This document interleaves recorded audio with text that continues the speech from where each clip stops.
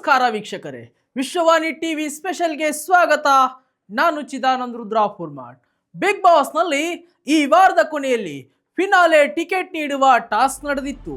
ಆ ಆಟದಲ್ಲಿ ಗೆದ್ದವರಿಗೆ finale ticket ಕೊಡಲಾಗಿರುತ್ತದೆ. ಈ ಟಾಸ್ಕ್ ಬಹಳ ಟಫ್ ಇರುತ್ತದೆ.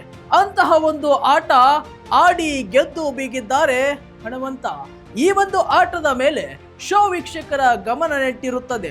ಎಲ್ಲರ ಚಿತ್ತ ಈ ಟಾಸ್ಕ್ ಮೇಲೆ ನೆಟ್ಟಿರುತ್ತದೆ.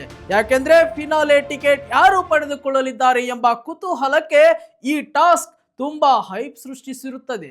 ಜನರ ಆ ಚಡಪಡಿಕೆಗೆ ಇದೀಗ ಉತ್ತರ ಸಿಕ್ಕಿದೆ. ಜವಾರಿ ಹಳ್ಳಿ ಹುಡುಗ ಹನುಮಂತ ಅಂತಹ ಕಠಿಣ ಟಾಸ್ಕ್ ಗೆದ್ದು ಬೀಗಿದ್ದಾರೆ.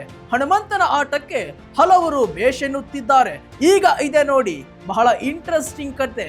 ದೊಡ್ಡ ಮನೆಗೆ ಫಿನಾಲೆ ಅವಾರ್ಡ್ ಕೊಡಲು ಬಂದಿದ್ದರು ನಟ ಶರಣ್ ಮತ್ತು ನಟಿ ಅದಿತಿ ಪ್ರಭುದೇವ್. ಫಿನಾಲೆ ಟಾಸ್ಕ್ ಗೆದ್ದ ಹನುಮಂತನಿಗೆ ನಟಿ ಫಿನಾಲೆ ಅವಾರ್ಡ್ ಕೊಡ್ತಿರುತ್ತಾರೆ. ಆಗ ಒಂದು ಸ್ವಾರಸ್ಯಕರ ಬೆಳವಣಿಗೆಯೊಂದು ನಡೆದಿದೆ. ಹಾಗಾದ್ರೆ ಯಾವ್ದದು ಇಂಟ್ರೆಸ್ಟಿಂಗ್ ಸ್ಟೋರಿ ಅಂದ್ರ ಇಲ್ಲಿದೆ ನೋಡಿ ವೀಕ್ಷಕರೇ.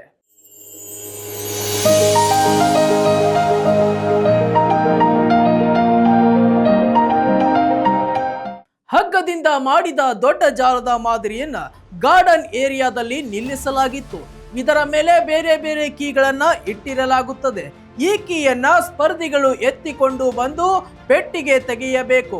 ಪೆಟ್ಟಿಗೆ ತೆಗೆದ ಬಳಿಕ ಆ ಪೆಟ್ಟಿಗೆಯಲ್ಲಿರುವ ಬಾವುಟವನ್ನ ಹಿಡಿದು ಮತ್ತೆ ಹಗ್ಗದ ಜಾಲವನ್ನ ಏರಿ ಅದರ ಮೇಲಿರುವ ಒಂದು ಹಲಗೆಯ ಮೇಲೆ ನಿಂತು ಬಿಗ್ ಬಾಸ್ ಬಾವುಟವನ್ನ ಅಲ್ಲಿರುವ ಪೈಪ್ಗೆ ಸಿಕ್ಕಿಸಿ ಬಿಗ್ ಬಾಸ್ ಎಂದು ಹೇಳಬೇಕು. ನಿಯಮದಂತೆ ಮನೆ ಮಂದಿಯೆಲ್ಲ ಆ ಆಟ ಆಡಿದರು. ಈ ಒಂದು ಫಿನಾಲೆ ಟಾಸ್ಕ್ ನಲ್ಲಿ ಹನುಮಂತ ಎಲ್ಲರಿಗಿಂತ ಕಡಿಮೆ ಸಮಯದಲ್ಲಿ ಆಟ ಮುಗಿಸಿ ಫಿನಾಲೆ ಟಿಕೆಟ್ ಅನ್ನ ತಮ್ಮದಾಗಿಸಿಕೊಂಡರು.